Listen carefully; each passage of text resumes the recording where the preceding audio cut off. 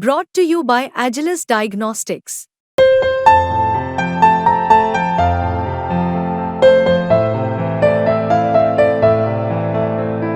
Agilus Diagnostics. करीब 2 दशक तक ग्लोबल इकोनॉमी का इंजन बने रहे चीन में अब हालात तेजी से बदल रहे हैं। चीन की इकोनॉमी कई मोर्चों पर संघर्ष करने को मजबूर है और फिर चीन ने भी आशंका जताई है कि अगले साल ग्लोबल इकोनॉमी की रफ्तार घटाने में अमेरिका और चीन का सबसे बड़ा हाथ रहेगा। यानी आने वाले समय में भी चीन में स्थितियां बदलने के आसार नहीं है। फिच की रिपोर्ट में कहा गया है कि 2025 में वैश्विक विकास दर इस साल के 2.6% के मुकाबले घटकर 2.4% हो सकती है, जबकि भारत की जीडीपी ग्रोथ का अनुमान 7% से बढ़ाकर 7.2% कर दिया गया है।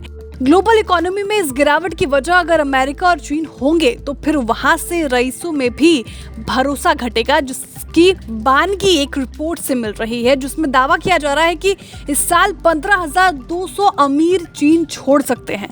पिछले साल 13,800 अमीरों ने चीन को अलविदा कहा था। इसमें वो रईस शामिल हैं जिनकी नेटवर्थ $10 लाख से ज्यादा है।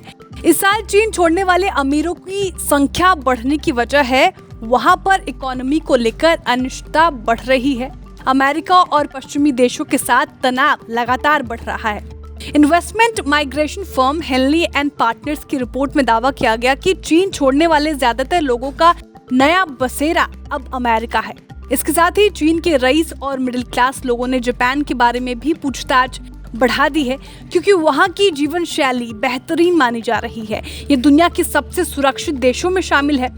परंपरागत रूप से चीन के अमीर सिंगापुर जाना पसंद करते हैं, क्योंकि वहां की संस्कृति चीन से मिलती है और चीन की भाषा बोली जाती है। लेकिन हाल के बरसों में सिंगापुर ने चीन से आ रहे लोगों की जांच पड़ताल बढ़ा दी है।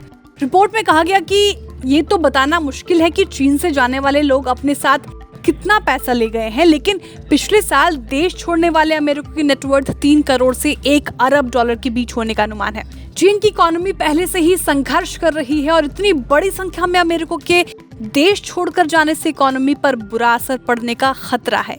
चीन का संकट अमीरों के जाने से गहराने की आशंका इसलिए है क्योंकि वहाँ की जीडीपी में 30% हिस्सेदारी रखने वाले रियल एस्टेट सेक्टर कई साल से गहरे संकट में है, जो इकोनॉमी के डूबने का खतरा बढ़ा रहे हैं। चीन की स्थानीय सरकारें बुरी तरह से कर्ज में डूबी हैं। पिछले साल IMF ने भी कहा था कि रियल एस्टेट संकट की वजह से चीन में अनिश्चितता की स्थिति है। फिच रेटिंग्स ने अप्रैल में चीन का सॉवरेन क्रेडिट आउटलुक नेगेटिव कर दिया था और 2023 में मूडीज इन्वेस्टर्स सर्विसेज ने भी ऐसा ही कदम उठाया था। ब्यूरो रिपोर्ट, विस्तार।